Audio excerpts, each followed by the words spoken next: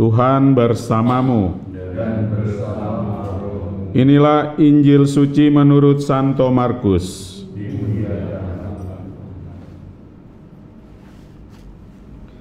Pada suatu hari Yesus mengajar di tepi danau Galilea, maka datanglah orang yang sangat besar jumlahnya mengerumuni dia, sehingga ia terpaksa naik ke sebuah perahu yang sedang berlabuh, lalu duduk di situ. Sedangkan semua orang banyak itu ada di darat, di tepi danau itu. Dan Yesus mengajarkan banyak hal kepada mereka dalam bentuk perumpamaan. Dalam ajarannya itu Yesus berkata kepada mereka, "Dengarlah, adalah seorang penabur keluar untuk menabur. Pada waktu ia menabur, sebagian benih itu jatuh di pinggir jalan, lalu datanglah burung dan memakannya sampai habis. Sebagian jatuh di tanah yang berbatu-batu, yang tidak banyak tanahnya. Lalu benih itu pun segera tumbuh karena tanahnya tipis, tetapi sesudah matahari terbit, layulah ia dan menjadi kering karena tidak berakar. Sebagian lagi jatuh di tengah semak duri, lalu makin besarlah semak itu dan menghimpitnya sampai mati, sehingga benih itu tidak berbuah. Dan sebagian jatuh di tanah yang baik, lalu tumbuh dengan subur dan berbuah. Hasilnya ada yang 30 kali lipat, ada yang 60 kali lipat, ada yang 100 kali lipat." Dan Yesus bersabda lagi, "Siapa mempunyai telinga untuk mendengar, hendaklah ia mendengar." Ketika Yesus sendirian, pengikut-pengikutnya dan ke-12 murid menanyakan arti perumpamaan itu.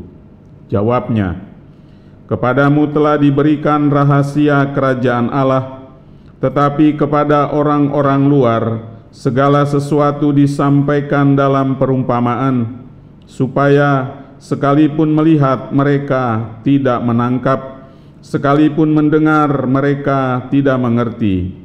Biar mereka jangan berbalik dan mendapat ampun." Lalu Yesus berkata kepada mereka, "Tidakkah kamu mengerti perumpamaan ini? Kalau demikian, bagaimana kamu dapat memahami semua perumpamaan yang lain?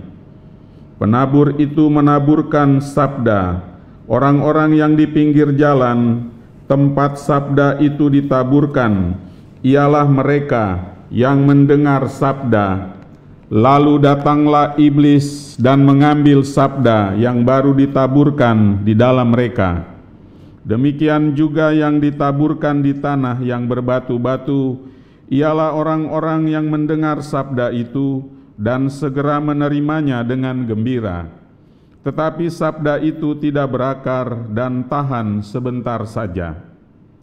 Apabila kemudian datang penindasan atau penganiayaan karena sabda itu, mereka segera murtad.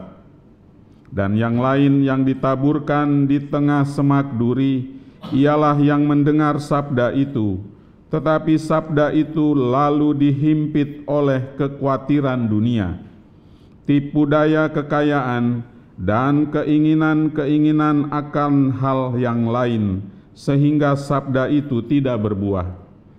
Dan akhirnya yang ditaburkan di tanah yang baik, ialah orang yang mendengar dan menyambut sabda itu lalu berbuah. Ada yang 30 kali lipat, ada yang 60 kali lipat, dan ada yang 100 kali lipat. Demikianlah sabda Tuhan.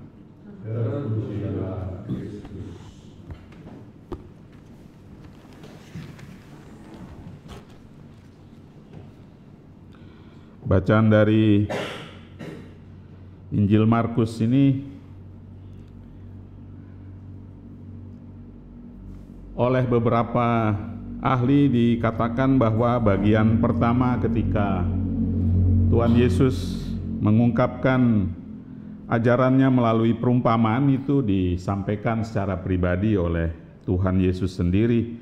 Tapi bagian berikutnya ini adalah tafsiran yang ditulis oleh gereja awal. Mengapa? Karena kebiasaan bagian yang kedua itu tidak menjadi lazim dalam penulisan atau dalam bahasa yang disampaikan oleh Tuhan Yesus. Maksudnya jelas agar orang mengerti apa yang dimaksudkan oleh Tuhan kita Yesus berkaitan dengan perumpamaannya. Bagi kita pun pasti jelas apa yang dimaksudkan karena berulang-ulang kita sudah mendengarkan, berulang-ulang juga disampaikan oleh para romo dalam khotbahnya. Intinya bahwa lahan itu adalah diri kita, sementara benih adalah sabda Tuhan.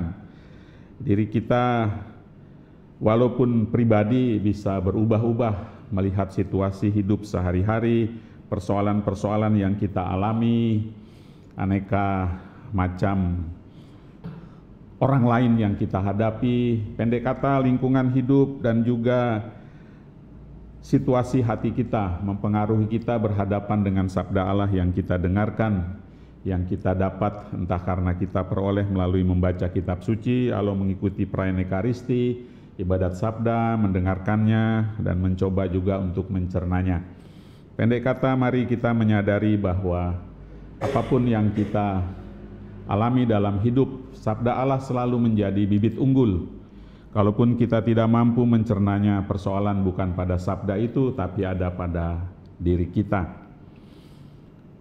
Kita memiliki situasi yang membuat kita menjadi rapuh untuk menghadapi sabda yang baik itu. Kadang-kadang juga memiliki situasi yang begitu baik, menguntungkan, sedang on the mood, lalu kita begitu mengerti apa sabda Allah, mencoba mengungkapkan, mewujudkan dalam hidup harian. Mari semoga kita senantiasa dalam hidup sehari-hari senantiasa eling bahwa apapun yang kita alami dalam hidup, Tuhan kita Yesus selalu lebih besar dari kita, sabdanya juga selalu lebih hebat dari apa yang kita alami, sehingga kita senantiasa mampu berbalik untuk bergantung pada dirinya, pada sabdanya dan menghidupinya dengan baik untuk memperoleh keselamatan, berbagi dengan sesama, juga sharing kebahagiaan spiritualitas hidup kita pada yang lain. Tuhan memberkati kita.